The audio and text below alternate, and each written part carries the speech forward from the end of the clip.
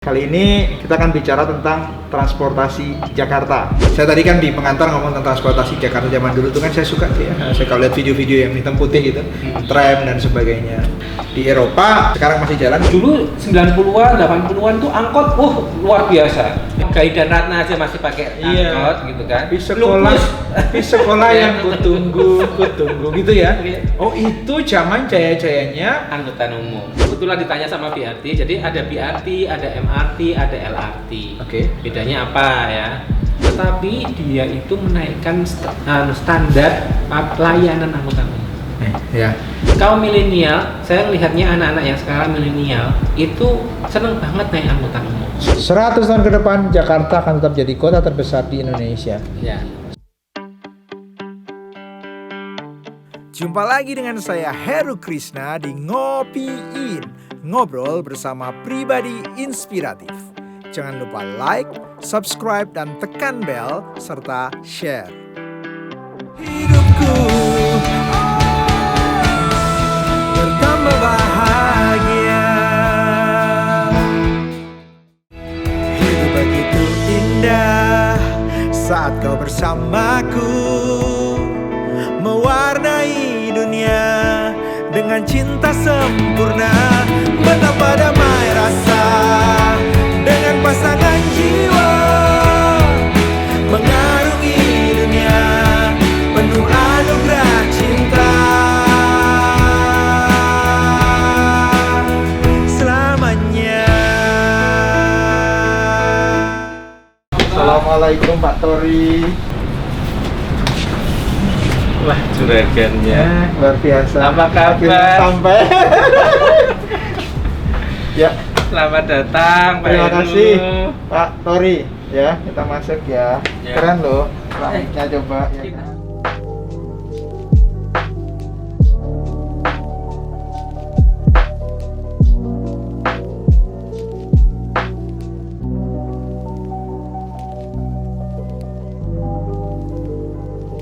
Sahabat Ngopiin, ngobrol bersama pribadi inspiratif. Salam sehat, salam bertambah bahagia. Kali ini kita akan bicara tentang transportasi Jakarta dengan pakarnya. Nah, kalau bicara transportasi Jakarta, saya sebagai warga DKI Jakarta, saya selalu senang kalau lihat film dokumenter zaman dulu, adanya tram di Jakarta dan sebagainya. Itu saya senang sekali karena saya kalau pergi ke kota-kota di Eropa, itu lihat tram, suasana itu saya merasa, waduh, keren deh. Jakarta zaman dulu. Lalu orang kebanyakan kadang-kadang kalau berpikir tentang Jakarta, di samping dengan segala kemudahan, kemewahan dan sebagainya, juga memandangnya Jakarta macet, Jakarta banjir, gitu ya. Ada yang tidak nyaman dengan itu, tapi juga banyak juga yang ya sudah mulai mau tidak mau bersahabat dengan keadaan. Tetapi sejak Pak Jokowi, lalu Pak Ahok, Pak Anies, itu ada pembangunan MRT di Jakarta. Bahkan belum lama saya baca Jakarta dapat penghargaan Sustainable Transportation Award 2021. Saya bukan pakar transportasi, tapi saya sebagai warga, makanya dalam kesempatan kali ini saya menemui rekan teman lama saya. Jadi kami ini satu sekolah di Jogja, SMA Negeri 1 Yogyakarta, terkenalnya teladan gitu ya, satu sekolah. Nah ternyata saya lihat di TV, di beberapa TV, sekarang sudah jadi Ketua Masyarakat Transportasi Indonesia DKI Jakarta. Mari kita sapa Mas Tori Damantoro. Selamat siang. Apa kabar, friend? Alhamdulillah baik, Mas. Alhamdulillah ya. Ya. Baik ya. Makasih akhirnya datang nih. Saya senang sekali kalau sahabat semua tahu nih rumahnya, suasananya. Saya masuk ke sini langsung berasa adem, suasananya Jawa dan etnis macam-macam. Jadi indah rumahnya, saya suka sekali. Menikmati. Ini bangun ya dari awal ya. Iya. Begini. Jadi kita bangun. Terus ini sebetulnya arsiteknya saya konsultasi juga sama teman SMA kita, Oke. Mas Wisnu Setiawan. Oh iya. Jadi saya kan bukan arsitek ya, saya sipil. Cuman saya suka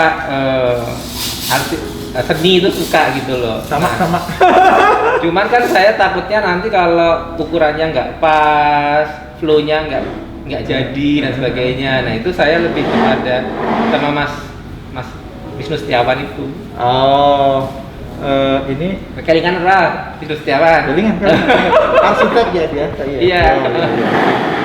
Ini ngitung feng shui atau ngitung apa alur Jawa atau rumah?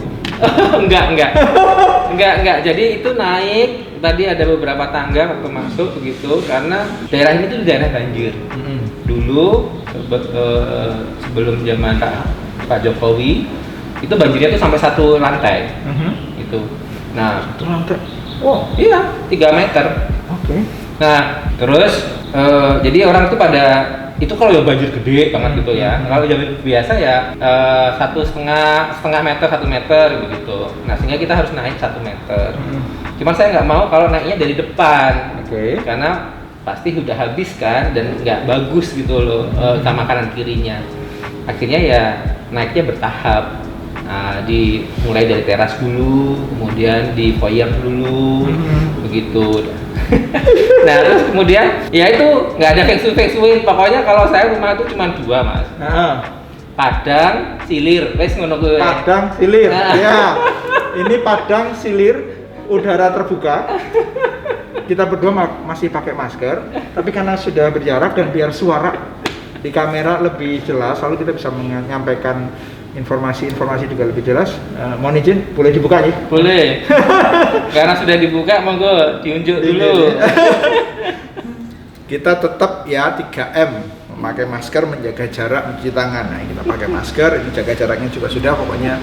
Tapi kita juga ingin menyampaikan informasi dengan jelas, maka kita buka maskernya. Tadi dihitung loh ini, kita udah ngukur. Monggo diunjuk. Kasih. Tehnya ada melatinya ya, Jawa sekali ya. Baik, sorry, ambil ngobrol. Story Hamantoro, saya udah tahu lah nama itu dari SMA. Artinya apa sih namanya?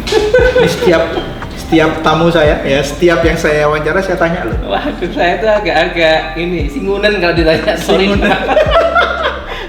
Karena gini Mas, di akte nama saya itu memang Tori Damantoro. Ya. Ya, TURY Damantoro gitu. ya. Cuman setelah menikah, saya itu hanya memakai yang Damantoro. Gitu ya. Tapi semua di administrasi, di kontrak dan sebagainya ya tetap Tori Damantoro. Oh. Tapi kalau di TV atau di mana gitu ya, saya biasanya cuma Damantoro aja. Ya, jadi nanti saya tulisnya juga Damantoro aja ya. Ya itu karena filosofinya katanya dulu yang ngasih tahu itu Mas Satoto SMA, teman SMA kita juga. Oh gitu. Pokoknya kalau udah nikah itu ganti nama. Gitu ya. Setelah saya cari-cari informasinya, ternyata memang ganti nama itu lebih banyak untuk pegawai negeri zaman dulu. Oh. Karena kan kalau misalnya ada yang pengurus pengairan itu pakai tondo. Kalau yang pertanian pakai kalau yang jalan itu pakai margo. Kemudian pakai kehutanan pakai wono gitu. Jadi ada itunya gitu. Hubungannya pernikahan dan pekerjaan. Jadi kan ya itu kan PNS zaman dulu ya. Zaman menarik sih. Gitu. Nah, ya sudah saya Damantoro saja, pakai Damantoro aja udah kita tua lah. Seru ya, wawancaranya sambil reunian soalnya. jadi kalau Tori Damantoro gitu sekarang diledekinya gini, oh namanya Damantoro Pak, iya kok dipanggil Tori? Ya seperti Sarjono jadi Joni, gitu. Wahyono jadi Yoni, gitu kan? Jadi padahal nama saya memang Tori. Gitu. Okay. Nah kalau artinya Tori itu singkatan si Yanto BRI.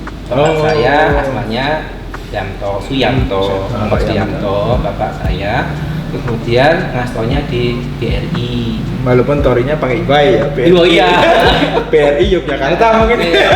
Ya alhamdulillah bapak saya agak internasional lah. Iya. Oke. Nah kalau Damantoro kata ibu saya itu adalah anak yang dilahir di kaki Gunung Sindoro. Oh oke. Itu nggak gimana ketemunya Damantoro saya nggak tahu ya, tetapi itu artinya dari ibu saya karena kebetulan saya lahirnya di Paraan. Paraan itu kota Kesudut Temanggung ya, untuk daerah dingin lah itu di situ. Menarik ya. Dirjo. Jadi namanya penuh kenangan. Jadi Bapak mengenang dengan nama Bapak dan Kerja di mana? Ibu Di BRI. mengenangnya kaki Gunung Sindoro, ya kan? Sesuatu yang menjadi doa orang tua terus nih sepanjang hidup karena dikenang dengan nama baik. Amin. Terus kemudian saya pernah kursus di Korea. Di Korea itu transportasi kan, transport gitu. Terus orangnya pakai bahasa Korea, ada terjemahannya. Toro, ini mana toro. Toro itu apa toro? Toro itu bahasa Korea untuk jalan. Oh. Jadi itu satu. Ya. Terus kemudian kalau orang Islam kan tiap hari 17 kali Shiratal Mustaqim kan. Iya. Torik gitu kan. Nah, torik Shiratal itu juga Mustaqim. bisa jadi jalan. Oh, gitu. Artinya jalan. Jadi Kerja di transportasi itu sudah nyambung, ya kan? Ini semesta ini kalau kita maknai indah ya, sesuatu yang indah, yang keren. Oh iya, Toro nih itu Korea ya jalan gitu. Lalu Shiratal Mustaqim tadi Tori itu Torik itu jalan juga, ya kan? Nah inilah saya kadang-kadang kenapa saya tanya makna itu saya suka mempelajari, melihat, memahami bagaimana nama itu apa ya kadang-kadang ya banyakan lah berkait dengan kehidupan doa orang tua itu berkait dengan kehidupan yang didoakan apa dan sebagainya lah ternyata nyambung dengan sekarang sibuk apa? Sekarang saya sibuk ya ngerjain beberapa proyek ya karena saya ini selain MTI masih mesti MTI lah ya. Masyarakat Transportasi Indonesia wilayah Jakarta. Wilayah DKI Jakarta. Wilayah DKI Jakarta. Jadi sekarang ketuanya ya. Ya sejak ya. kapan? Sejak 2018 ya. 2018 ya. 2018. Sampai nanti belum tahu. 2019 sampai 2022. Oh.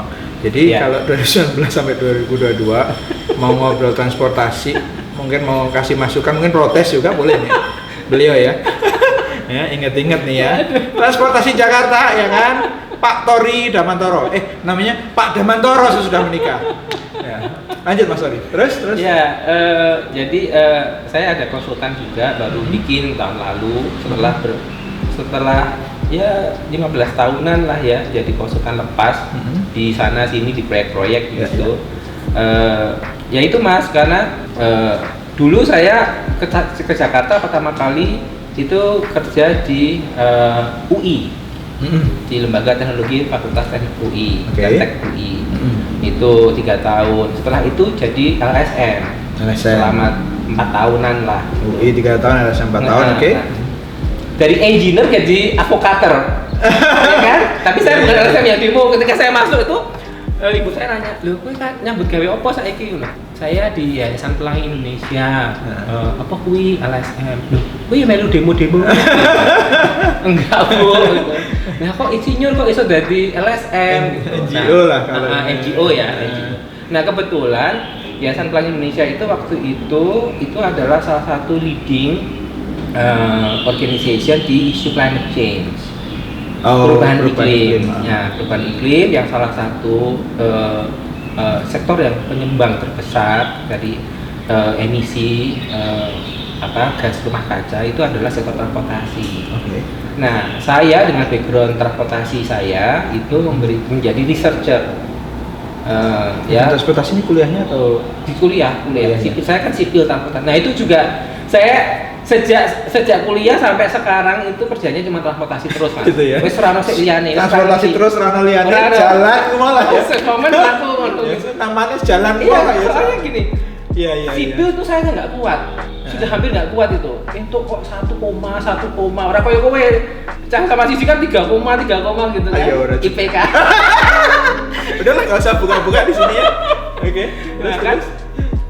Terus kemudian akhirnya saya udah mau keluar, tapi kebetulan ada om yang kerja dosen di situ juga, terus sudah ngambil aja yang nggak banyak hitungannya gitu. Ya ada hitungan tapi sudah terapan, pakai transportasi saja. Ya udah saya ngambil transportasi, akhirnya alhamdulillah lulus. Waktu kerja praktek pertama kali juga di proyek transportasi. Kerja pertama kali sama dosen juga bidang transportasi. Ke Jakarta juga transportasi. Dan ketika ke LSM kok masih nyambung? Karena di situ saya dengan background saya melakukan penelitian. Waktu itu mau pada busway. Waktu itu proyeknya adalah bikin busway waktu itu.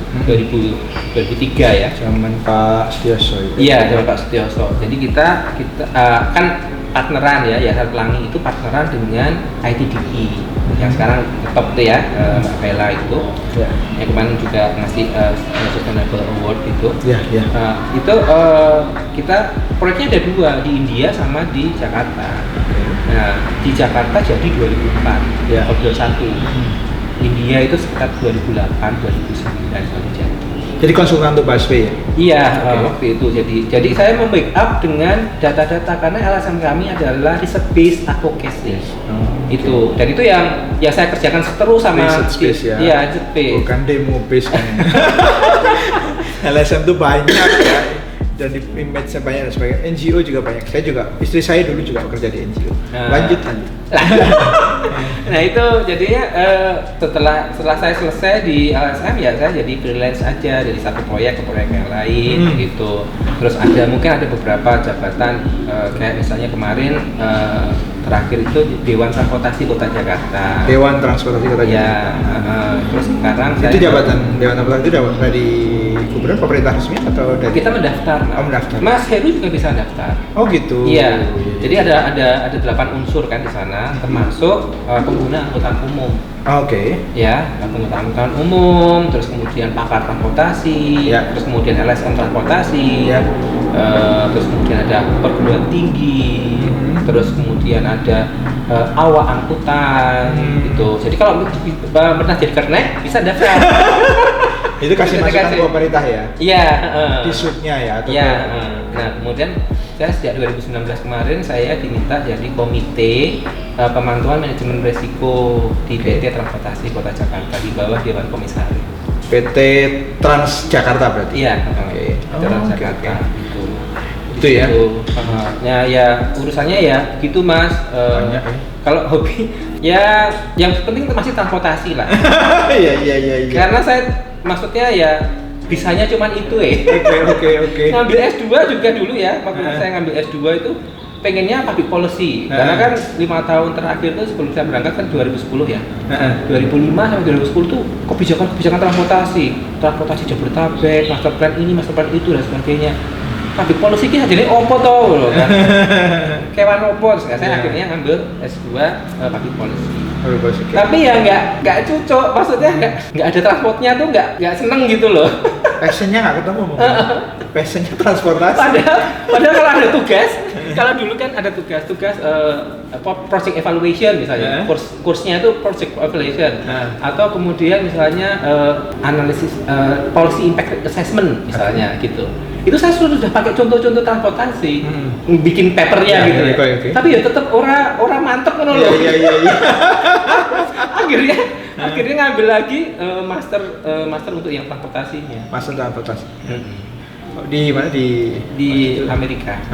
Iya. Memang ada khusus ya untuk master transportasi itu ya. Iya, ya itu banyak lah itu. Oke. Sampai lulus tahun berapa itu? Itu lulus 2012. Oke. Jadi sahabat semua nggak heran ya kalau expertnya di jalan, di transportasi.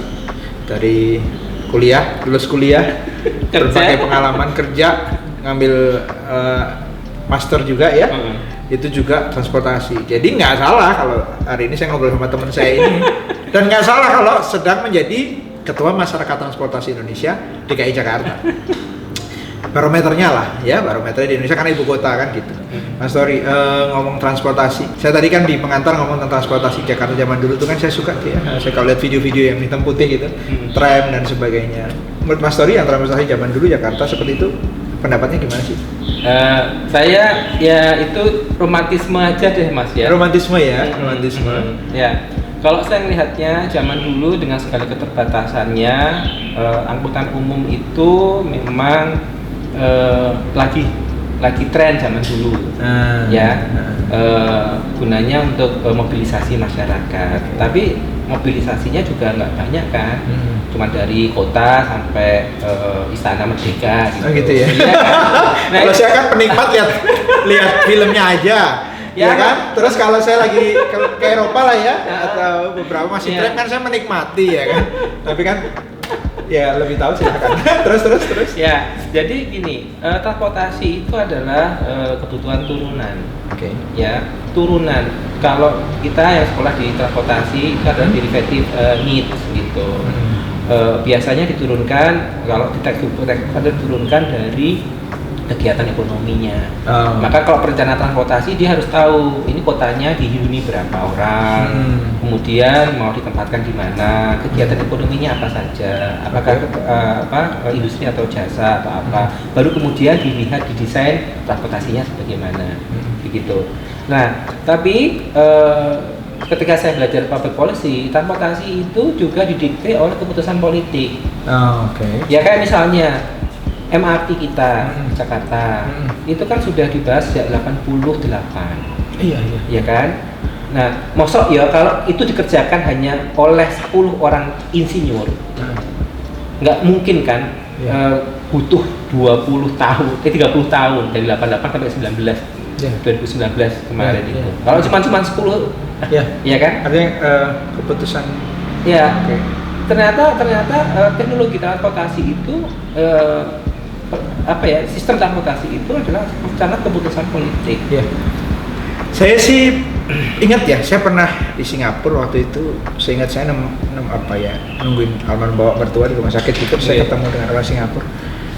Saya lupa orang Singapura atau apa yang cerita bahwa beberapa orang dari luar Jepang atau apa itu yang waktu itu sudah mau masuk ke Jakarta itu nggak tahu akhirnya memutuskan untuk tidak jadi dan sebagainya. Saya nggak tahu apakah ini ya itu tadi makanya saya hubungan hubungan sekarang tadi dengan apa yang dengan sampaikan ya goodwill-nya atau mungkin susahnya masuk karena AIUEO ya saya nggak tahu lah ya itu yang sehingga orang memilih susah sekali gitu ya.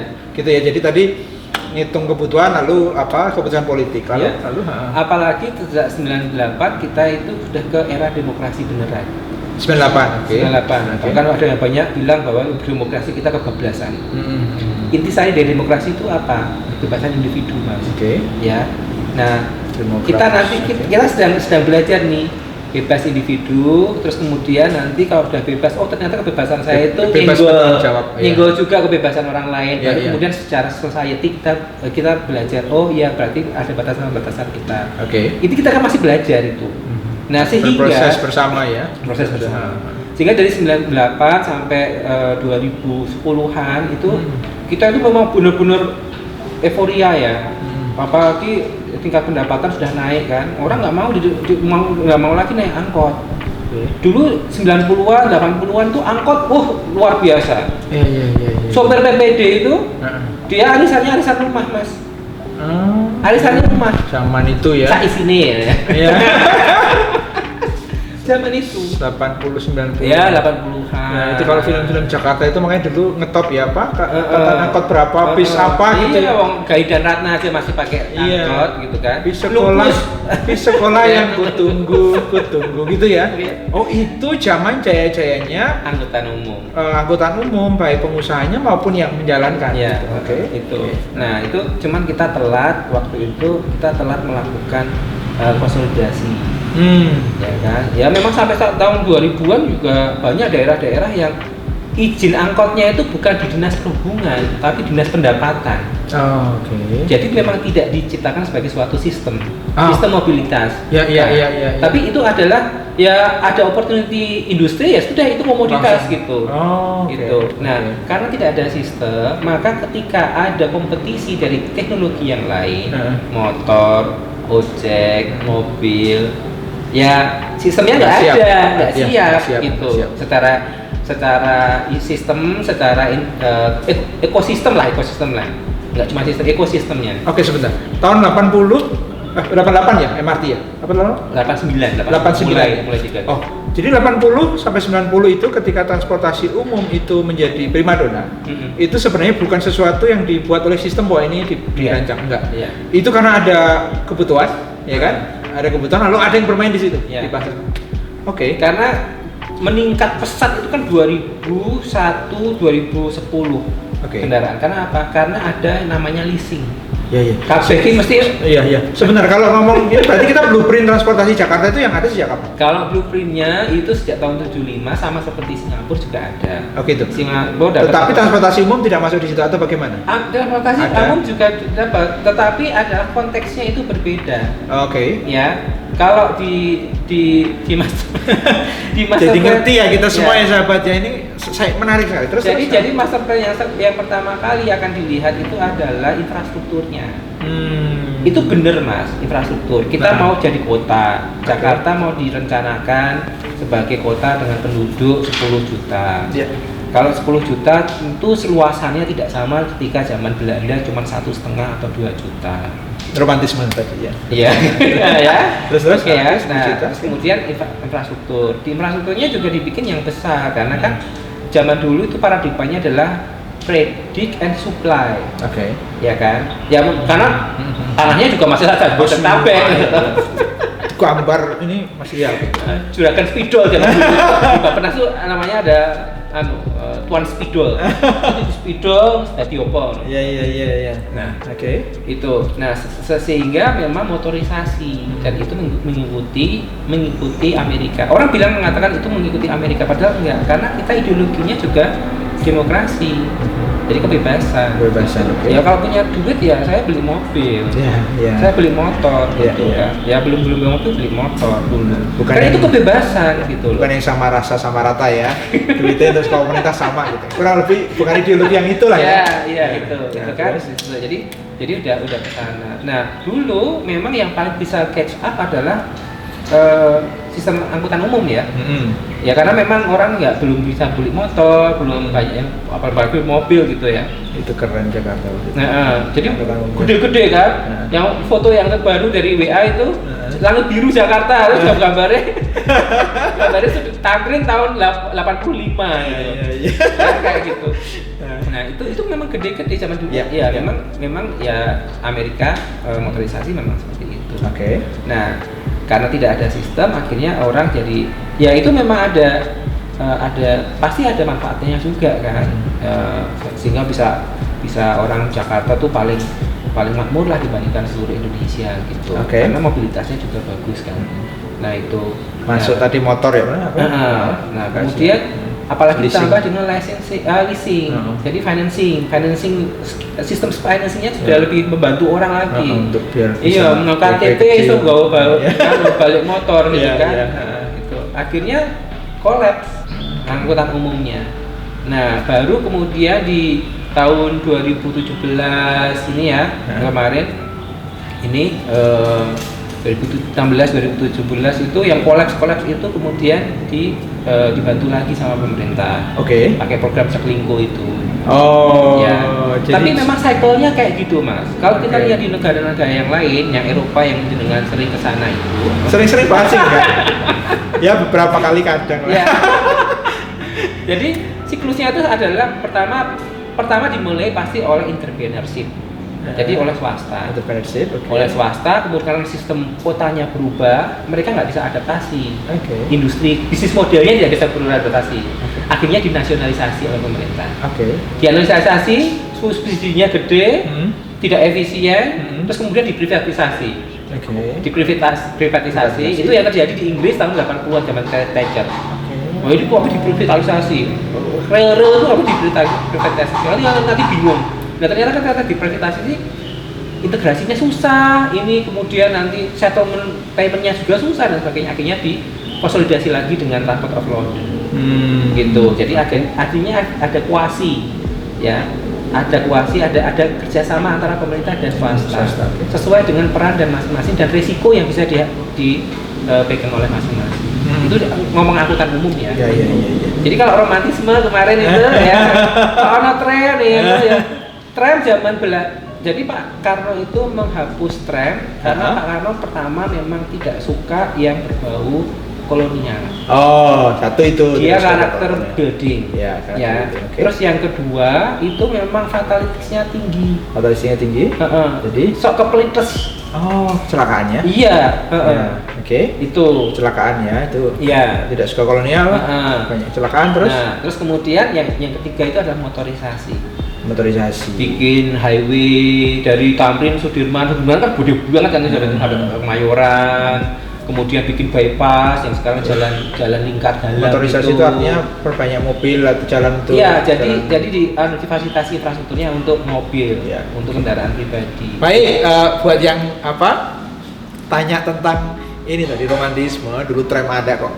Sekarang udah nggak ada. Termasuk saya loh, termasuk saya yang suka ngelihat film-film lama gitu, terus romantisme muncul. Ya itu kan Pak Karno karena dia nggak mau yang berbau kolonial lah ya, karakter building lah, dia bangun nasionalisme bangsa kita. Lalu yang kedua fatalitas ya. Iya. Fatalitas tuh artinya Kecelakaan yang mengakibatkan kematian.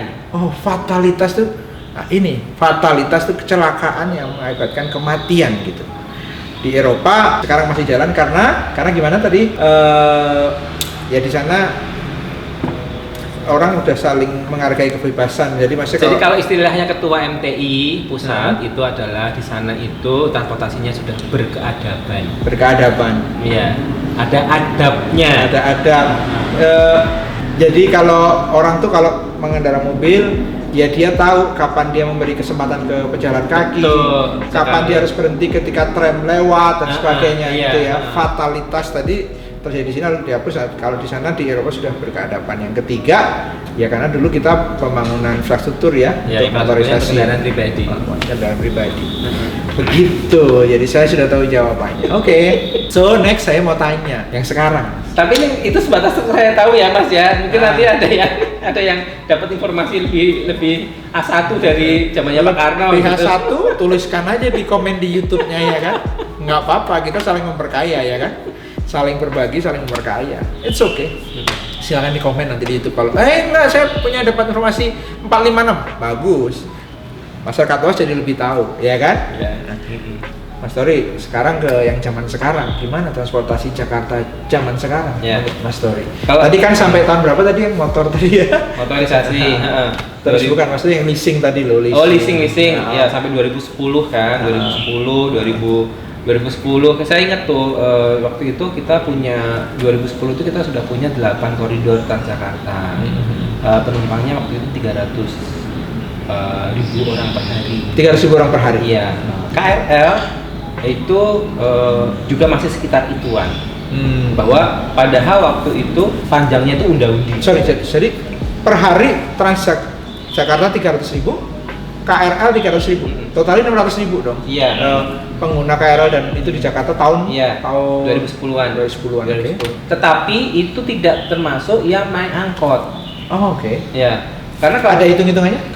kalau studinya JICA 2010 itu masih 24% dari total 50-an juta trip per hari itu menggunakan angkutan umum. 50-an juta perjalanan per hari, 24% angkutan umum. 24% itu terdiri dari tadi itu ada Transjakarta, terus ada KRL, lalu angkutan bis ya. 24% ya. Iya. Oke. Itu. So, Nah. 76% angkutan pribadi. Baik sepeda motor, Iya. mobil dan sebagainya. Ya. Oke, lanjut. Nah, terus kemudian data JICA yang terakhir studi Juki 2 tahun 2018 itu juga mengatakan kalau penggunaan mobilnya masih tetap sekitar itulah ya, belasan gitu. Yang melesat Belasan apa nih? Belasan persen. Belasan persen. Nah, tapi kalau yang melesat jauh menggantikan yang 24% tadi itu ada sepeda motor. Sepeda motor, ya kan? Iya. Ya. Gak heran sih ya, Jakarta kota sepeda motor. Oke. Nah, kalau saya melihatnya jalannya masih ada. Terus kemudian orang juga pengen butuh sendiri, apalagi nggak ada yang mengalahkan kebebasan menentukan menentukan tujuan. Iya toh. Dengan kalau misalnya mau ke Blok M, iya ke Blok M, tapi harus nipir dulu ke Lebak Bulus gitu. Dari sini ya. Saya kan nggak bisa langsung ke Blok M. Kalau naik busway di depan situ. Dari depan situ. Okay. Saya harus ke Lebak Bulus dulu, baru kemudian ke Blok M. Nggak bisa ya? Ada di sana, tapi saya harus pindah-pindah dulu. Gitu. Oke. Artinya pilihannya mungkin kenapa salah satu transportasi saya pribadi karena cepat langsung. Ya, langsung itu. Apalagi kita kotanya sudah sangat besar kan. Kalau kembali ke Eropa itu paling banyak Berlin aja cuma 4 juta. Jadi yang besar di Eropa itu cuma London sama Paris. Artinya berbandingkan jumlah penduduk ya tidak inilah ya, tidak sama lah, tidak sense-nya tuh beda. Ya betul. Ya. Kalau mau bandingin sekarang sama kota-kota di Cina, Guangzhou, Chongqing, Shenzhen, itu sama seperti Jakarta. Bahkan mereka lebih banyak, lebih gede. Gitu. Motornya ya? Enggak. Apa penduduknya ya luasnya juga hampir sama. Iya. Karena saya ke Guangzhou beberapa tahun lalu sih, tapi saya tadi saya tanya motor, jadi karena saya fokusnya masih di jumlah penduduk lah, ngelihat motornya, saya nggak tahu apakah pas kebetulan gitu saya nggak lihat banyak atau di band. Kalau di sana sudah begitu transportasi, begitu pemerintahnya memutuskan bahwa berdasarkan evidence itu yang paling efektif adalah angkutan umum massal, dan saya mau bangun itu dengan subway yang beratus-ratus begitu kilometer gitu. Saya tidak akan membiarkan orang untuk mengambil jenis teknologi yang lain. Gitu. Oke, kembali ke Jakarta dulu. Tadi berarti terus lanjut yang tadi. Nah, terus akhirnya kan jadi masalahnya transportasi ya. Motor ya. Motor kayak sekarang. Nah, apa akan keadaannya sekarang? Sekarang itu kalau saya melihat ya, dengan adanya Jaklingko yang digagas oleh Gubernur Anies ini, kita mau mengintegrasikan. Kalau dulu Pak Sutioso dan gubernur setelahnya itu adalah fokus pada busway. Busway, Ya, busway. Ya, nah sekarang Pak Anies itu bahwa tidak hanya busway, angkot-angkot kecil juga harus dimasukkan jadi satu, begitu. Jadi ini kita bicara konsep Jaklingko ya. Jaklingko, ya. Tapi tidak hanya busway. Sebenarnya nyebutnya busway atau Transjakarta sih bis itu. Coba disampaikan sebenarnya busway atau Transjakarta kalau yang benar nyebutnya. Ya, kalau yang teknologi bis dengan jalur khusus itu manggilnya harusnya Transjakarta. Transjakarta ya. Jadi kalau busway itu cuma lajurnya saja. Lajurnya aja. Jadi kalau kita orang pakar banget ya. Jadi di konsep Jaklingko tidak hanya Transjakarta, tetapi angkot-angkot kecil dan apa aja yang dimasukkan. Jadi waktu itu fokusnya sebelum Pak Anies itu fokusnya hanya bis yang di jalur khusus Transjakarta dan kemudian feeder-feeder. Yang namanya non BRT. Nah kemudian setelah Pak akhir Pak Ahok namanya non apa? Non BRT. Apa tuh? Bus Rapid Transit itu itu judul sistemnya busway itu. Kan kita jadi belajar ya kan, enak kan ngobrolnya apa ya, nanya aja ya kan, orang bukan pakar transportasi nggak apa-apa nanya ya kan, ya pakar transportasi harus jawab ya. Nah kebetulan ditanya sama BRT, jadi ada BRT, ada MRT, ada LRT. Bedanya apa ya? Kalau yang BRT itu berbasis jalan pakai bis, MRT dan LRT berbasis rel. M sama L apa bedanya? Tapi mass sama light itu cuma beda kapasitasnya aja mas. Ya, jadi kalau mass itu dia kapasitasnya besar sampai 45 orang per arah per jam. 45.000. Kalau mass itu 40.000. Ya ke atas gitu ya. Kalau light itu 12.000 orang per arah per jam. Maksimal atau ke atas? Sampai 20-an. Sampai 12 sampai 25. Kalau 40.000 sampai MRT? Ya 40 sampai 60.000. Kapasitasnya ya? Kapasitasnya, iya. Ya saya ikut support project LRT yang fase 1. Promosi ya. Promosi di YouTube sendiri nggak apa ya? Terus. Ya itu. Nah, Nah, jadi Jaklingko ternyata tidak cukup. Ketika ditambah dengan non BRT itu penumpangnya itu cuma nambah 400-500 ribu orang per hari. Begitu ditambah Jaklingko, ya angkot-angkot yang dimasukkan ke dalam sistem itu, jadi jaringannya lebih banyak. Dan kemudian yang koneksi ya, jadi integrasinya itu saya naik dari sini itu bisa naik ini, ya saya pindah nggak apa-apa, tapi saya nggak bayar lagi kan. Jadi ada kebersamaan lah istilahnya, ada kepastian gitu. Itu melesat jadi sampai 1 juta di awal tahun ini sebelum COVID. Di awal tahun ini sebelum COVID, yang sebelumnya total 500-400 ribu. Ya, 500. Nah, tapi memang kemudian besar sekali. Dulunya armada sistem angkutan umum yang di bawah PT Transjakarta itu cuma 600 unit bis. Sekarang itu 100 unit bis. sekarang itu bis yang kecil-kecil itu sudah 1.400-an.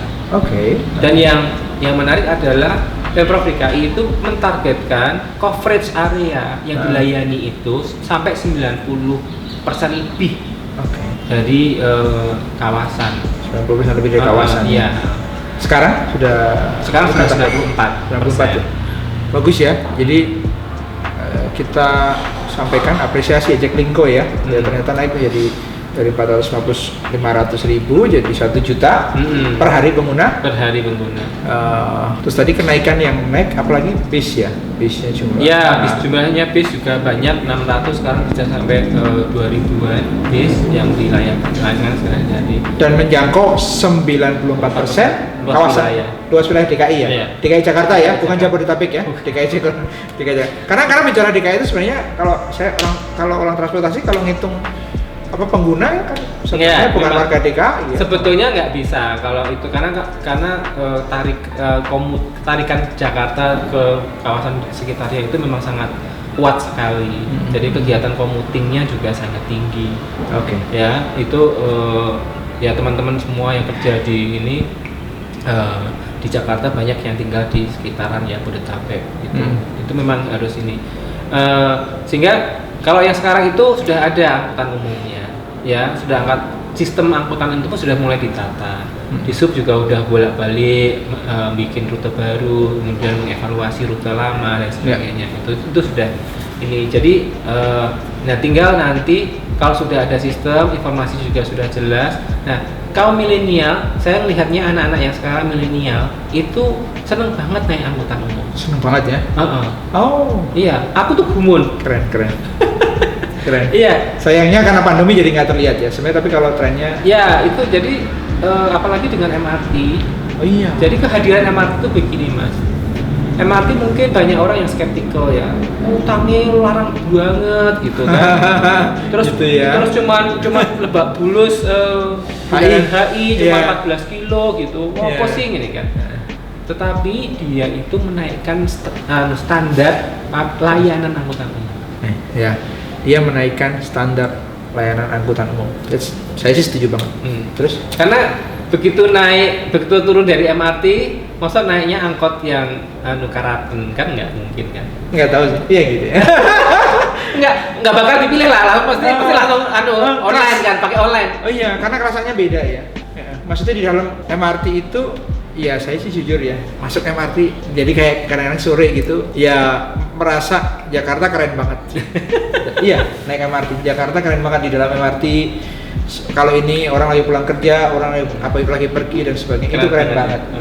Berasa kalau kita misalnya lagi ada kesempatan keluar lalu naik MRT di sana atau kereta di sana, bareng orang-orang tuh rasanya keren gitu kan. Nah ini juga.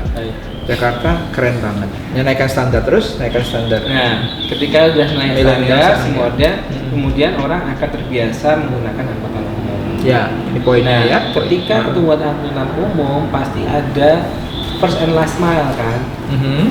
Apa itu? Kan tidak bisa angkutan umum itu langsung di depan rumah. Yes, ya. Terus kemudian langsung di depan kantor.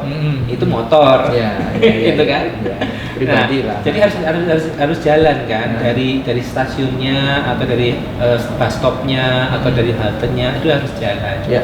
Nah ini yang kemudian dikencengin ya, maksudnya menjadi prioritas sekali sejak zamannya Pak Ahok sama terlebih lagi di zamannya Pak Anies. Itu sampai orang semua protes lagi ini jadi panas lah ini, Kemang jadi sempit lah ini dan sebagainya. Sebetulnya yang disiapkan oleh Pak Gubernur itu adalah perekat dari angkutan umum. Ketika pedestrian, kalau tadi kan asik ya masuk MRT. Kalau saya tuh asiknya tuh sore-sore jalan kaki dari Ratu Plaza sampai ke stasiun Sudirman.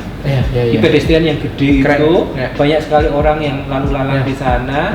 Dan ya namanya Sudirman ya. Keren kok. Itu kan saya juga menikmati. Kalau lihat putri-putri saya covering lagu juga di jalanan pedestrian itu dan sebagainya. Saya juga menikmati. Terus? Ya itu, karena saya ingat tuh teman saya, kita pernah kan diskusi begitu. Tapi kenapa ada orang yang skeptis? Ngapain kita bikin jalan pedestrian yang besar-besar dengan mengecilkan jalan? Ya, itu ramai itu. Kenapa itu? Karena orang Indonesia nggak pernah jalan. Jawabannya simple. Orang Indonesia jalan kok, kemana-mana jalan. Di mana? Di Singapura. Yes, kalau kita keluar, di mana-mana jalan. Bener. Dan bareng dengan yang lain dan kita menikmati. Dan itu nggak peduli winter, summer, spring, autumn, nggak ada peduli kan? Saya pernah jalan di Hong Kong sama satu direktur perusahaan di sana. Artinya buat mereka ya itu asik-asik aja. Kalau ya saya nggak tahu ya, mungkin ada aja kan kalau di sini direktur nggak mau lah, direktur naik ini umum nanti gimana dan sebagainya. Enggak, itu sama aja dan kita menikmati dan itu oke-oke aja gitu. Itu maksudnya dan saya setuju sekali. Dan pedestrian itu selain perekat angkutan umum juga adalah active transportation. Itu bagus sekali untuk orang urban yang kerjanya itu banyak duduk, banyak makan, banyak mikir gitu. Terjawab ya. Karena kita diskusi di umum nih mana-mana ya kan, kan sosial media nih zamannya kan. Utang MRT misalnya gitu ya, lihatnya utangnya doang. Gak ada sisi positifnya ya. Ya kalau saya sih netral, tapi saya juga sebagai warga lihat sisi positifnya juga. Terus diskusi tentang pedestrian terlalu lebar ya, habisin jalan, bikin macet gitu ya. Padahal ternyata di balik itu ada sesuatu yang memang dipikirkan sekali, dihitung gitu ya. Supaya perekat transportasi umum lagi. Lalu juga bagaimana menjadi sehat buat orang yang tadi banyak kerjanya, banyak duduk dan sebagainya. Dan kebiasaan jalan saya aminin beneran itu di luar negeri ya menikmati sih begitu. Kalau zaman sekarang baru disediakan pedestriannya. Oke. Kalau di Korea, di Cina itu ada yang namanya 24/7 wall, living wall. Yang bekerja beroperasi selama 24 jam. Jadi koridor, ada satu koridor gitu, itu banyak pedestriannya, dan kanan kirinya itu aktivitasnya itu 24 jam mas. Jadi esok engko ono sik sarapan opo, engko awan dodolan opo, engko sore engko ganti meneh dodolan opo, engko bengi engko ngombe-ngombe opo-opo ngono kan. Sate taichan dan sebagainya. Yang bukan Jawa tau lah ya. Pagi jualan apa, siang jualan apa ya, gantian sampai 24 jam aktivitasnya. Gitu aja Indonesia ini ya. Iyalah ya. Maaf ya. Indonesia. Tapi seru lah ya. Saya ya. Kalau saya lihatnya gini, kalau yang di Korea sama Seoul sama Tokyo itu di engineering. Bahkan di Cina juga beberapa begitu. Daerah-daerah pedestrian itu dibikin 24 jam. Ya kan? Nah, yang menarik itu adalah di Vietnam, di Hanoi maupun di Ho Chi Minh City. Jadi sebetulnya itu toko misalnya itu toko onderdil kayak di Senen gitu ya. Pedestriannya itu gede. Jadi sebelum tokonya buka itu ada yang buka sarapan. Terus kemudian itu tokonya buka siang. Nanti sore tokonya tutup ganti pho gitu ya, jualan pho. Nanti malam gantian lagi gitu. Nah, tapi itu ditata. Jadi sama pemerintahnya itu ditata. Jadi kalau lapaknya itu seharusnya seperti ini, tempat duduknya seperti begini, sehingga orang bisa tetap jalan dan sebagainya gitu. Kita Jakarta sekarang levelnya sampai ke memberi pedestrian yang lebar ya. Untuk yang itu belum atau sudah ada yang di Jakarta? Ya, belum. Tapi arahnya ke sana. Ya, pasti arahnya ke sana. So, jadi sebenarnya terkonsep lah ya. Semua yang di Jakarta ini terkonsep dipikirin ya. Iya. Enggak, kadang-kadang orang komen, aduh, main mau ngambil jalan nih nggak dipikirin gitu, enggak ya? Itu terpikirkan semua ya. Jadi gini, untuk teman-teman YouTuber yang setiap hari masih nggak semua YouTuber lah yang suka nonton, menikmati, mencari informasi tentang transportasi dan sebagainya. Apa ya gimana? Jadi gini, ini sekarang itu ada dua. Ya, ini ada masa transisi. Ada masyarakat yang memang sudah sadar bahwa enough is enough. Macet itu udah enough. Saya ingin ada pembaharuan. Nah, biasanya mereka akan supportif dengan apa yang dilakukan oleh pemerintah sekarang. Ada MRT, dia akan meminta, udah ada MRT bagus, angkotnya diperbaiki dong, gitu. Terus kemudian pedestriannya gede, ya dulu kalau bisa segede-gedenya, gitu. Dan itu yang mendukung. Tapi karena masa transisi masih ada juga orang-orang yang sudah buntu pikirannya, kurang piknik gitu, Jadi kurang piknik. ya harus naik mobil, harus naik motor gitu. Itu kalau itu hak saya nggak, makanya saya tuh heran. Ada MA itu kan dulu zamannya Pak BTP itu kan ada larangan motor masuk Tamrin Sudirman, Iya. ya kan? Itu dianulir, digugat oleh class action lah. Gitu. Oh, itu hasil gugatannya. Gugatan. Oh. Nah, terus kemudian sama MA itu diluluskan gugatannya dengan alasan bahwa naik motor, sepeda motor adalah hak asasi manusia. Oke. Saya ingatkan ya, Iya. hak asasi manusia itu adalah yang melekat pada manusianya. Oke. Manusia itu lahir pakai apa? Pakai ban atau pakai kaki? Jadi ya hak asasi itu jalan kaki. Oh iya. Ngono loh Mas.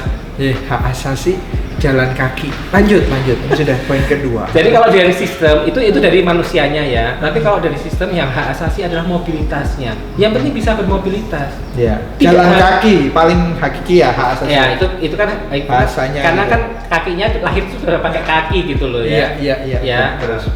Nah, Hak asasinya mobilitas itu tapi kalau sistem berapa? adalah mobilitas, orang bisa bergerak. Iya. Mau bergeraknya pakai apa? Ya, wong di Sudirman Tamrin sudah disediakan bis gratis kok. Iya. Iya toh? Nah, apa bedanya sih? Iya. Meh mlaku ya iso. Iya. Anu meh cepet-cepet yo nganggo bis gratis ya iso. Iya. Ya bisa maksudnya.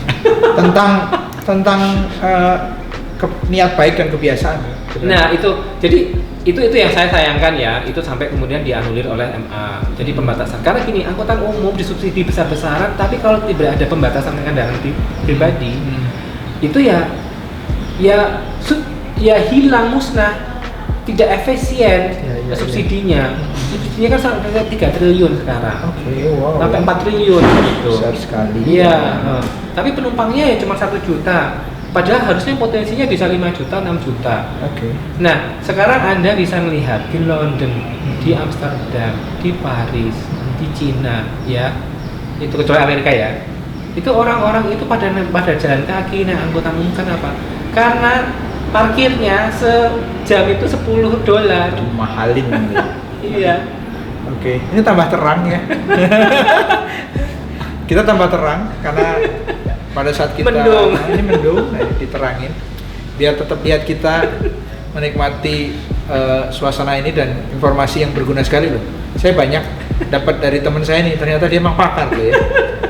Informasi berguna dan saya yakin ya sahabat-sahabat semua pasti juga. Oh iya ya, jadi ngerti. Kadang-kadang di luaran kan gorengannya yang gede. Nah ini kita pengennya intinya apa sih? Sebenarnya apa sih? Oke. Jadi Jadi ada pembatasan. Jadi kenapa? Karena parkirnya mahal gitu kan. Terus kemudian itu kalau ada parkirnya juga dibatasi, sehingga orang akan menggunakan angkutan umum dan berjalan kaki. Karena apa Mas?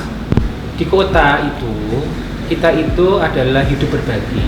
Intinya itu di situ. Keberhasilan sebuah kota adalah ketika masyarakatnya itu cohabitation atau living together, ya, hidup dengan berbagi.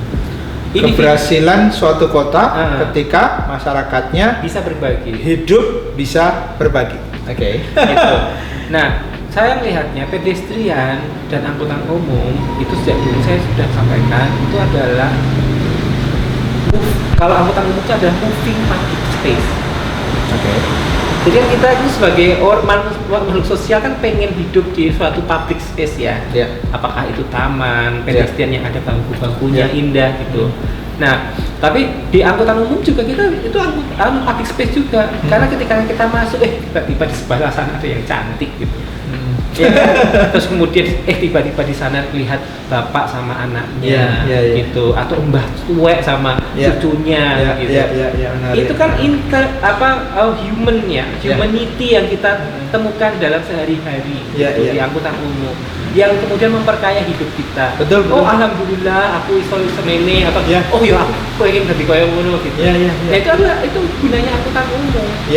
Itu adalah public space. Nah, itu yang saya juga melihat angkutan umum itu tidak hanya untuk mobilitas saja, betul, tapi juga untuk perekatan sosial. Angkutan umum itu memang moving public space. Mas. Moving public space. Iya. Jadi di mana-mana kamu pergi itu kamu akan menemukan tempat di mana kamu bisa bertemu dengan penduduk kota yang lain, warga kota yang lain. Ya. Dengan segala cerita-ceritanya. Iya.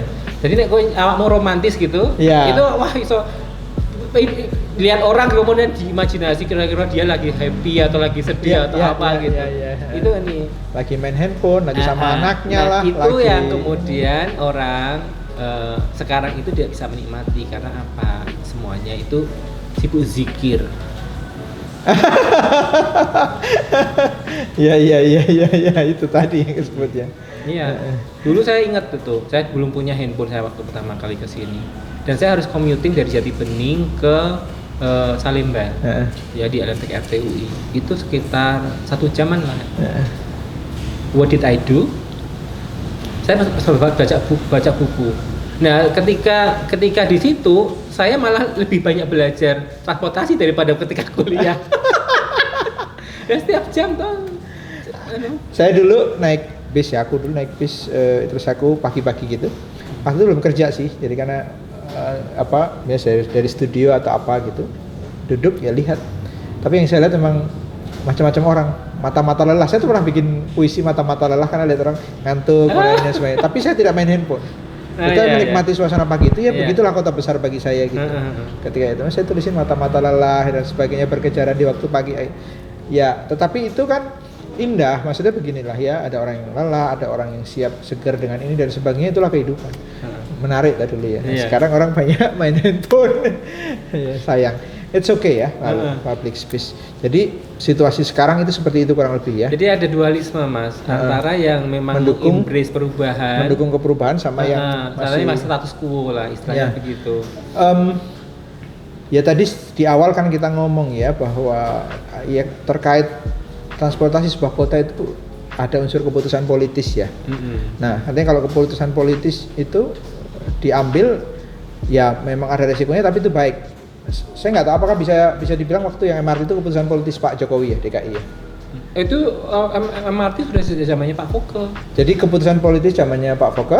Jadi biar masyarakat tahu kita posisinya kami berdua ini bukan orang politik. Ya. Kita ini orang yang ngomongnya netral. Jadi gini, kalau mendukung kebaikan. Kalau MRT kemarin 1 tahun MRT itu PT MRT Jakarta ngeluarin buku tentang sejarah MRT ya gitu. Cuman kalau dilihat ya, jadi 2089 itu masih proses perencanaan ya. 89 perencanaan, oke. Itu kemudian 88 perencanaan, oke. Kalau masih ingat dulu ada jalur bis khusus dari Blok M ke kota. Oke. Tahun 92. Ya. Itu jalur kayak Singapura. Jadi hanya bis yang boleh di situ. Oke. Nah, kalau saya melihatnya kenapa itu failure? Karena dia sepanjang hari di situ. Ya. Padahal kebutuhannya nggak tiap hari, kan hanya di peak hour saja kan. Singapura melakukan itu, jadi dia hanya khusus bis di jam berapa sampai jam berapa. Dan yang kedua memang enforcementnya harus kuat kalau begitu. Itu ya. Nah terus kemudian itu dormant, macam-macam lah MRT dan sebagainya. Nah terus kemudian di awal 2000-an sudah direvisit lagi, ya kita butuh MRT. Awal 2000-an. 2000-an. Terus kemudian mau mulai pakai monorail kan, ingat kan 2004 ada monorail sudah bangun itu kan itu. Tapi juga ternyata keinginan untuk ini tetap ada. Blok M Kota koridor itu juga akhirnya dimulai dengan BRT. Solusinya memang paling macet itu adalah Blok M Kota. Nah Pak Sutioso melihatnya kalau nggak ada solusi nggak bisa. Kalau kemudian saya nunggu MRT kelamaan, nanti juga chaos gitu ya. Karena kan ini kan jaringan Mas. Betul. Macet ning kene iki macet ning ndi gitu ya. Berefek yang lain. Terus kemudian diurai dengan BRT. Nah, BRT itu mengurai ada 2 sih Mas. Yang pertama tetap memberikan layanan kepada angkutan yang ada di situ dan kemudian meminggirkan angkutan bis-bis yang selama ini ada di Blok M Kota. Tahu sendiri kan bis Guangzhou sebelum ada jalur BRT-nya kan juga chaos gitu kan. Nah, tapi setelah ini streamline jadi lebih rapi gitu. Nah, jadi zamannya Pak Foke itu lebih kepada pendanaan. Jadi two step loan-nya Oke. itu diaturnya di zamannya Pak Foke. Untuk MRT ya. Untuk MRT. Iya, oke, Jadi oke. loan-nya sudah disetujui antara pemerintah Jepang dan pemerintah Indonesia, tapi kemudian on granting-nya on lending-nya yang 51% ke ini itu sudah mulai ditata dibahas di Pak Foke. Oke. Nah, keputusannya diputuskan oleh Pak Jokowi. Keputusan untuk apa tuh yang di Pak Jokowi? Jadi gini, 100% utangnya Jepang itu dibagi dua pembayarannya oleh pemerintah pusat dan pemerintah DKI Jakarta. DKI Jakarta. Nah, sama keputusannya itu ada di Pak Jokowi. Oh, oke lah. Oke, kita bagi dua gitu ya. Iya. Oke nih, hutangnya kita bagi dua nih Iya. untuk MRT itu di Pak Iya. Jokowi. Oke. Karena Lalu? simple itu keputusannya Pak Jokowi itu simple. Saya punya utang sekian triliun, tapi saya dapat dari IRT 4 triliun per tahun. Waktu itu ya. Iya. Jadi saya masih bisa lah. Hitung-hitungan sebagai orang bisnis kalau Iya, pemerintah iya. terus nanti balik lah gitu. Iya, hitung-hitungannya. nanti Oke. balik Ya. Nah, itu ya udah. Terus kemudian akhirnya diputuskan bisa mulai dibangun. Ya, jadi MRT ini setiap fase apa ya dari Pak Foke itu ada prosesnya, lalu Pak Jokowi memutuskan itu tuh ada prosesnya gitu. Oke, dari Pak Jokowi, lalu Pak Jokowi itu naik ya, ini terus diterusin Pak Ahok ya, Ya, terusin untuk proses pembangunannya ya. Pembangunannya terus. Oke, lalu ada pilkada, lalu ganti Pak Anies, lalu diresmikan di Pak Anies gitu. Ya. Di Pak Ahok ada keputusan politis baru atau meneruskan lebih Lebih ke pelaksanaan saja. Pelaksanaan. Sampai ke ini ya, ke kotanya. Oke. Terus kalau Pak Anies ini cek lingko ini ya. Kalau Pak Anies itu melengkapi dari MRT. Karena Pak Anies paham betul, tidak cukup hanya dengan MRT saja. Oke, itu tadi sudah diceritakan Ya, panjang lebar ya sampai ada sistem itu. checklink. Jadi memang harus terintegrasi semuanya, dan itu juga salah satu yang menyebabkan Jakarta mendapatkan Sustainable Transportation Award. Integrasinya itu. Jadi integrasi ini yang membuat Jakarta. Jadi itu penghargaannya tahun 2020 tapi untuk 2021 atau bagaimana? Jadi untuk 2021. Sustainable Transportation Award 2021. Ya. Jadi karena itu cek lingko tadi ya. Iya. Yang itu. Jadi memang benar-benar karena sistem itu lah mendapat penghargaan. Jaklingko, jadi sebetulnya ada 3 ya. Yang pertama adalah Jaklingko. Jadi sebenarnya ada 3 ya, nggak cuma sistem. Oke. Kemudian ada perubahan paradigma bahwa transportasi sistem itu adalah untuk orang, makanya dibangun pedestrian. Satu Jaklingko, satu kedua perubahan paradigma transportasi umum itu. Sistem transportasi. Sistem transportasi itu untuk orang ya. Bukan untuk kendaraan bermotor. Ya, makanya bangunlah pedestrian. Ya, bangun pedestrian, kawasan integrasi, ada Tanah Abang, ada Senen. Oke. Itu ada yang paling fenomena tuh yang di Kendal itu. Kendal ditutup itu sampai kemudian orang dengan mudahnya dari stasiun Sudirman ke stasiun MRT gitu. Nah, itu yang beberapa yang menyebabkan jadi pertimbangan. Yang kedua tadi itu ya, transportasi itu memang untuk orang, jadi pedestrian ya jalurnya di orang jalan itu tempatnya jadi gede-gede Jakarta ya. Terus yang ketiga? Ya, yang ketiga itu adalah support kepada public transport. Jadi komitmen kan, untuk mendukung public transport gitu ya. Digedein terus kan. Itu sih Mas. Ya, Propisiat ya Jakarta, kotaku, kota kami, KTP DKI dapat Sustainable Transportation Award. Dan ternyata ada 3 hal yang menjadi pertimbangan Jakarta menangkan itu. Nah, sekarang ini gimana tingkat kemacetan Jakarta? Tapi kalau di masa pandemi sih jujur ini sih relatif lancar ya. Tapi kalau dari sisi pengamat transportasi atau expert transportation ini ya, sebagai seorang expert, ini mungkin sebelum pandemi ngomongnya ya, itu macetnya gimana sih? Udah berapa persen atau bagaimana situasi Jakarta itu sebenarnya? Ya, kemacetan kalau saya melihatnya Jakarta itu macet kan parameternya biasanya kecepatan ya, kecepatannya bagaimana gitu. Kalau dilihat kecepatan itu juga akan sangat sulit sekali untuk mengatakan bahwa Jakarta macet. Oke. Karena opo Mas? Karena gede banget. 600 km. Iya kan? 600 km. Dan selalu pasti ada missing link ya, atau kemudian ada bottleneck. Jadi jaringan ini tidak lancar karena arusnya itu ngumpul di situ dan Ya, sebagainya oke. gitu. Ya, itu kalau saya melihatnya dari sistem jaringan juga ini yang masih menjadi PR. Oke. Jadi jaringan jalannya itu masih menjadi PR. Oh, oke. Karena ada yang keluar tol terus kemudian jalannya kecil, tidak harus dibesarkan ya, maksud saya bukan Ya, harus dibesarkan betul. ya, tetapi adalah kemudian Solusinya apa? manajemen rekayasa lalu lintasnya itu harus oke. diperbaiki gitu. Ya, ya. Itu yang saya lihatnya. Atau kemudian lampu merah, jangan kan ada lampu merah kene iki sakjane sebelah kanan kuwi sepi tapi kok ijonya suwe banget gitu kan. Nah itu kan kayak gitu-gitu kan juga bisa menyebabkan macet yang berkepanjangan. Manajemen lampu merah ya. Jadi saya lihat pertama adalah infrastruktur jalan memang masih harus diperbaiki, ada bottleneck. Oke. Zamannya Pak Ahok itu sudah banyak yang diperbaiki. Dulu ada dari 4, kemudian di depannya 3 gitu. Kemudian dijadikan 2 aja semua.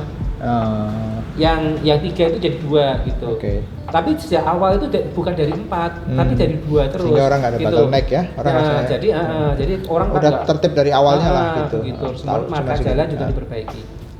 Nah, terus itu yang pertama. Terus yang kedua itu adalah manajemen rekayasa lalu lintas. Oke. Terus terang saya melihatnya memang masih kedodoran. Masih kedodoran. Iya ya. Oke. Mas Heru pasti ngerasa beda kan antara jalan nyetir di jalan yang markanya bener sama yang nggak ada markanya. Ya kan? Ya. Kan sudah kelihatan habis ini baru sebelah kiri. Ya. Oh ini ada yang garis-garis itu ya, marka yang garis-garis itu. Oh saya berarti harus bukan ya zebra cross. Bukan zebra, tapi marka yang kita nggak boleh. Pulau-pulau itu loh, pulau-pulau yang digarisin. Oh iya, jadi kalau misalnya kita ngelanggar itu nanti di ini polisi gitu atau bagaimana itu ya? Ya pokoknya di tol itu ya. Merasa nih misalnya ngelanggar kuwi iki ora bener gitu. Nyaman. Ini kok nginjak roda kita kok masuk situ. Chevron namanya itu chevron. Chevron ya. Iya, namanya chevron. Tapi kalau zebra kan penyeberangan, zebra cross. Kalau itu chevron. Tapi dengan tidak menginjak itu, secara keseluruhan flow dari lalu lintas jadi lebih lancar. Gitu. Ya, itu gunanya psikologisnya kita tetap ke arah gitu ya. Itu sudah mulai ke sana. Jadi kemacetan. Nah, commuting peak load itu ya, beban puncak itu juga masih pasti menjadi isu. Oke. Ya, karena itu tadi kan masih transisi nih, ada yang mendukung, ada yang masih status quo kan. Oke. Wis ora pokok bangkrong istilahnya. Kita terbelah dua masyarakat ya. Yang tadi udah dijelasin berulang, yang mendukung, pokoknya kita mau ke public transportasi umum yang bagus, yang nggak mendukung, ya kan? Wah ini dan sebagainya ya, kita mau naik motor aja biar cepet dan sebagainya, gitu ya. Nah untuk yang mendukung dan tidak mendukung itu saya berharap banyak pada teman-teman milenial, karena orientasi mereka tuh jauh berbeda dengan yang kita. Oh gitu ya? Kita tuh punya rumah, punya mobil, itu sudah itu yang bikin ayem istilahnya gitu kan. Kalau mereka tuh nggak punya rumah, nggak apa-apa. Yang penting Instagramku apik. Ya, kita kolonial, dia milenial ya kan. Yang penting like-nya banyak ya kan dan sebagainya ya. Tapi nggak, kalau saya lihatnya mereka itu pingin giving back to the community. Ya, teman-teman milenial itu mereka lebih sosial lebih ini. Tapi itu kan memang seperti itu Thomas. Ya. Renaissance-nya Eropa itu kan juga ketika kelas sosialnya sudah tidak mikir makan lagi, gitu kan. Sejak kecil tuh udah nggak mikir makan lagi gitu. Makanannya pulsa ya. terus. Okay. Gitu. Jadi mereka lebih peduli gitu. Nah, saya ngelihatnya oke, kalau macet ya. Jadi macet itu masih macet tuh masih terjadi di mana-mana. Oke. Gitu. Cuman kayak saya ngelihatnya ketika saya ke Amerika gitu ya, yang katanya LA paling macet gitu. Nah kita tuh udah mulai mirip ke sana. Macetnya tuh nggak gitu loh. Kita kan udah jarang banget kan, macet yang gitu kan. Selama gitu. Dulu beberapa saat lalu ada sih yang enak. Ya, tapi kan itu sudah cepat terurai lah istilahnya seperti itu sekarang. Jadi ya macet tapi ya nggak yang berhenti banget ya. Sudah ada perkembangan yang baik. Ya. Kalau sekarang sih jujur aja sih kalau sekarang lancar. Jakarta lagi lancar pandemi ini. Ya PSBB ini lagi lancar. Gitu. Nah kalau misalnya mau melihat yang kedepannya seperti apa? Nah, by the way ini ke depan kalau Jakarta masih ibu kota sama ke depan kalau Jakarta sudah nggak ibu kota loh ya. Tapi kayaknya masih ya. Atau nggak tahu ya, tunggu keputusan pemerintah ya. Ya, saya melihat dari transportasinya ya. Transportasi ya. Kan iya. tetap akan jadi ibu kota bisnis kalaupun bukan pemerintah. Ya, misalnya gitu yang jelas yang tidak bisa dihapus dalam 100 tahun ke depan itu adalah kota terbesar di Indonesia. 100 tahun ke depan Jakarta akan tetap jadi kota terbesar di Indonesia. Ya. So, efek transportasinya. Ya. Oke. Nah, efek transportasinya itu saya looking forward bagaimana pandemik ini itu akan mengubah mindset orang. Oke. Ya kan? Apakah kebiasaan work from home atau remote ya dari kantor itu Betul. bisa diteruskan atau tidak? Kalau saya yang konsultan lepas itu udah biasa, orang no masalah. Saya kok merasa bahwa kita dipaksa masuk sebuah peradaban baru sih menurut saya. Artinya peradaban bahwa menurut saya pandemi selesai juga orang kalau bisa meeting, remote meeting gitu dan sebagainya akan ke sana gitu. Yeah. Orang ya banyak hal yang memaksa kita. Artinya kita dengan pandemi itu sekarang kita disadarkan kalau dipaksa ya kita bisa sih sebenarnya. Ada banyak hal yang bisa efisien dengan itu. Nah, oke. Harapannya itu ya ke depan. Jadi saya looking forward bukan harapan ya, tapi kira-kira itu engkau jadi kayak apa gitu. Malah sudah ini ya. Saya itu menanti-nanti lah itulah. Menanti-nanti. Saya menanti-nanti apa yang akan terjadi. Akan sebagai dampak dari pandemi ini untuk transportasi. Sebelum pandemi itu teman-teman milenial itu sudah pertama mereka nggak harus punya mobil, nggak punya kendaraan. Ini ada surveinya ya? Iya, itu. Dan kemudian walaupun memang kalau datanya dulu ya 3 tahun yang lalu salah satu perusahaan online itu bilang bahwa 11% baru yang berhubungan dengan angkutan umum gitu. Tapi waktu itu belum ada MRT. Nah, kalau sekarang kan sudah ada MRT. Apalagi nanti kalau MRT-nya sudah menyambung lagi sama yang East West dan sebagainya gitu dengan KRL yang lain dan sebagainya. Itu nanti akan game changing lah itu. Yang kedua, prioritas orang juga tidak ke possession ini ya. Kendaraan sebagai possession. Good. Jadi kendaraan itu adalah alat.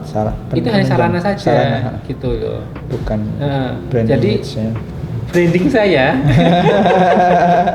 Terus kemudian ke depan itu opportunity-nya itu besar sekali. Saya bayangkan mereka akan besar dan cepat, Mas, karena pakai IT kan. Ya, betul. Jadi kalau mereka itu masih terbelenggu oleh ritual mengemudikan kendaraan apapun itu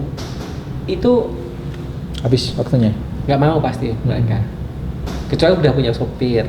Ya. Nah, paling instan punya sopir kan kalau naik Mercy yang tapi yang 54 seat. Busway.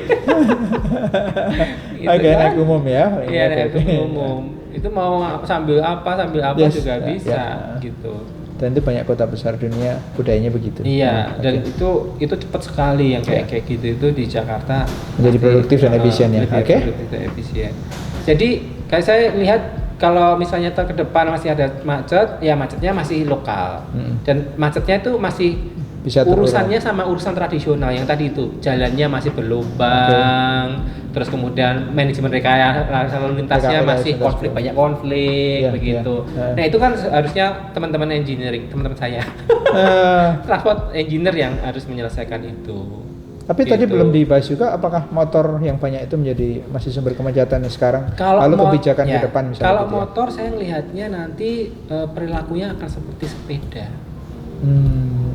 Sepeda itu setiap rumah mesti lebih punya daripada satu.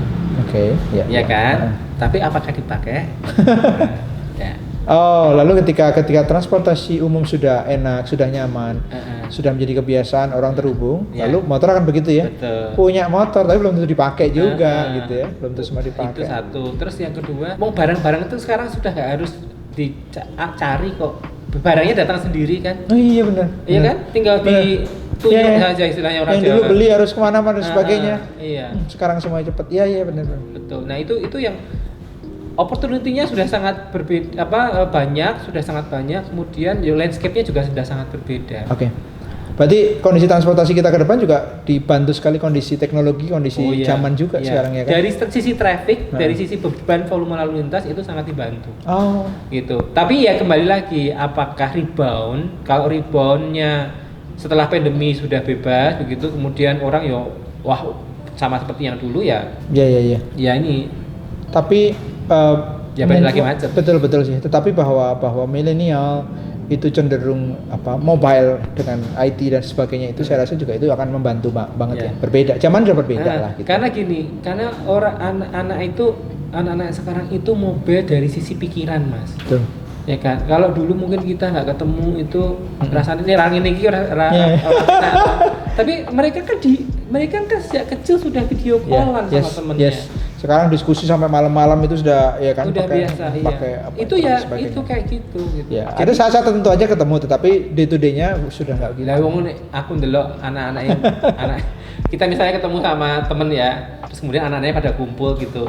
Nggak kayak dulu kita sama ibu-ibunya kumpul kan main gitu kan. Enggak ya, sudah sendiri-sendiri. Jadi dia main sama teman yang jauh gitu. Iya. Jadi ke depan kurang lebihnya begitu. Tapi bahwa yang menarik perbincangan kita pagi ini, saya melihat bahwa ternyata Jakarta ini ditata kok, diurusin kok transportasinya, bahwa situasi dan sebagainya ada yang puas dan tidak puas, ada yang mendukung perubahan dan tidak, itu kenyataan yang ada. Tetapi kalau menurut saya mau menjadi baik ya harus mendukung yang baik. Oke, menarik, matur nuwun sangat. Perbincangan yang menarik dan memperkaya saya. Monggo closing statement, ada yang disampaikan ke para sahabat yang nonton video ini, silakan. Ya, sahabat-sahabat baik yang sudah kenal maupun yang belum kenal. Yang belum kenal saya selamat kenal, salam kenal. Sama-sama salam kenal juga. Oke. Jadi closing statementnya tuh ya, karena saya di MTI Jakarta ya, kami itu selalu mempunyai misi adalah untuk mendukung pembangunan sustainable transport atau transportasi yang berkelanjutan. Berkelanjutan itu jadi apa sih? Berkelanjutan secara ekonomi, secara sosial, dan secara lingkungan. Jadi mungkin kalau yang lingkungan yang paling terkenal ya, transportasi itu tidak menimbulkan dampak-dampak negatif terhadap lingkungan. Tapi kalau yang secara ekonomi dan sosial ini sebetulnya yang sangat kontekstual ya, sesuai dengan konteks urban kita di sini. Karena hidup di kota itu ada hidup yang berbagi. Sehingga sistem transportasi yang berkelanjutan secara ekonomi dan sosial itu adalah memberikan kesempatan kepada semua warganya untuk mengembangkan potensi ekonominya dan kemudian merekatkan ya kesetiakawanan sosial di antara para warga. Mungkin itu, Mas. Ya, saya ingin semua sahabat dengan seluruh kapasitas masing-masing bisa ikut mewujudkan transportasi yang berkelanjutan di Jakarta. Amin. Saya juga mendukung. Terima kasih. Saya yakin ini memperkaya, menginspirasi. Salam sehat, salam bertambah bahagia.